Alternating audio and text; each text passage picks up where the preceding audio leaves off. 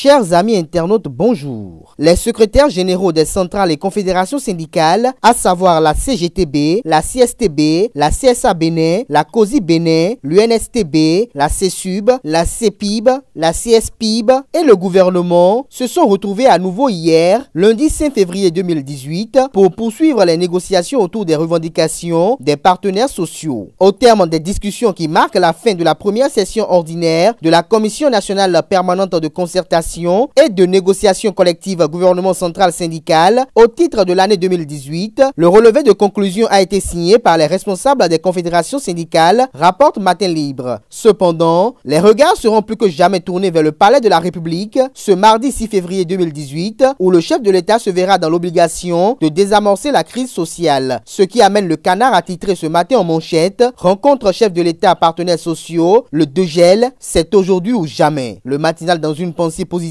indique en manchette que la rencontre de ce jour s'inscrit dans la dynamique de dégeler la tension sociale. À Nord-Sud quotidien de titrer à la une, négociation gouvernement-syndicat, pas d'avancée significative, talent pour sauver les meubles ce jour. Le matinal revient et s'intéresse aux revendications, puis relaye dans les colonnes de sa parution du jour que l'UNSTB propose un SMIC de 80 000 francs CFA, un montant qu'il faut pour le travailleur le moins payé au Bénin pour se maintenir, car en dessous, le travailleur est dans la paupérisation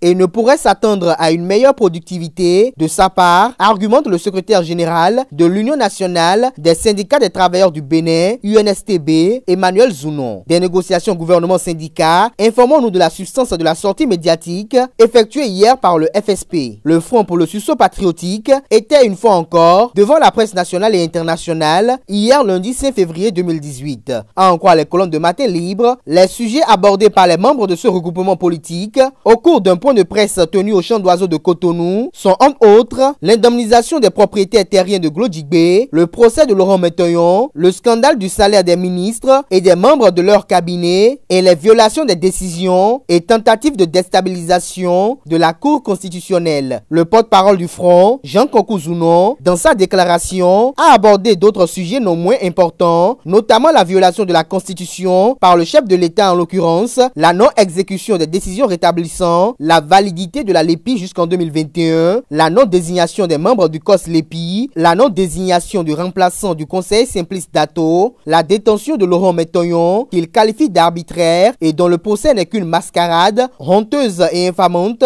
pour la justice du Bénin, la radiation du capitaine Patrice Tréco, le vote des lois scélérates relatives au retrait du droit de grève aux fonctionnaires. Le FSP appelle donc, suite à cet état des lieux, tout le peuple béninois à se lever pour la tenue des états généraux en vue de mettre un terme au pouvoir de parjure, de pillage et de famine de Patrice Talon. Et parlant du chef de l'État, le même quotidien Matin Libre informe que le président de la République était au domicile du président de l'Union fait la Nation hier lundi 5 février 2018. De sources concordantes, Bruno Amoussou a reçu Patrice Talon chez lui à Cotonou. Les mêmes sources renseignent que le président de la République s'est rendu chez son allié dans un cortège de 3 véhicules hier, un peu avant 19 h. Les échanges étant non médiatisés, les deux amis n'ont fait aucune déclaration publique, précise le journal. Affaire établissement de faux actes à la mairie de Porto Novo, le maire, son troisième adjoint et le secrétaire général devant le procureur ce jour, nous apprend Matin Libre. Le quotidien renseigne que le secrétaire général Jules Noutaï a été l'hôte du commissariat central de la ville de Porto Novo en fin de semaine passée. Quant au maire Emmanuel Zossou, son troisième adjoint et tout le personnel de l'état civil, ils ont été auditionnés par la police.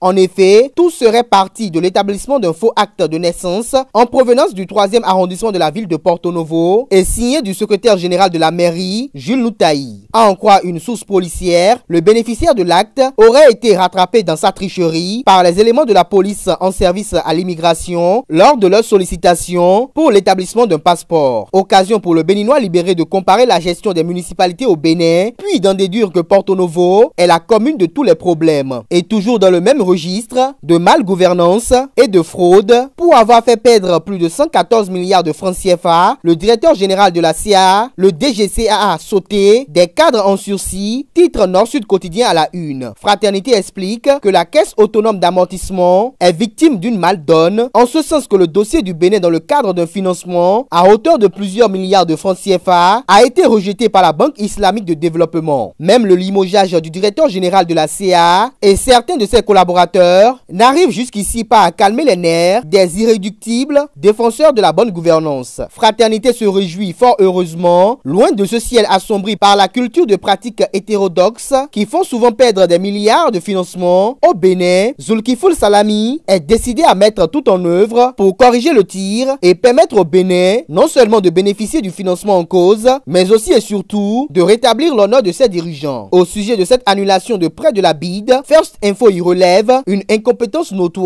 du gouvernement. Et pour finir, participation du Bénin au 30e sommet de l'Union africaine, la nation apporte l'information selon laquelle le ministre des Affaires étrangères et de la coopération, Aurélien Agbenossi, a présenté aux hommes des médias ce lundi 5 février à Cotonou le point de la participation du Bénin à la 30e session ordinaire de l'Assemblée générale des chefs d'État et de gouvernement de l'Union africaine. La quintessence des rencontres bilatérales et des travaux auxquels le président de la République du Bénin, Patrice Talon, a pris part était au cœur de la dite conférence de presse. Des détails sur les retombées pour le Bénin à la page 3 de la parution du jour du quotidien national d'information.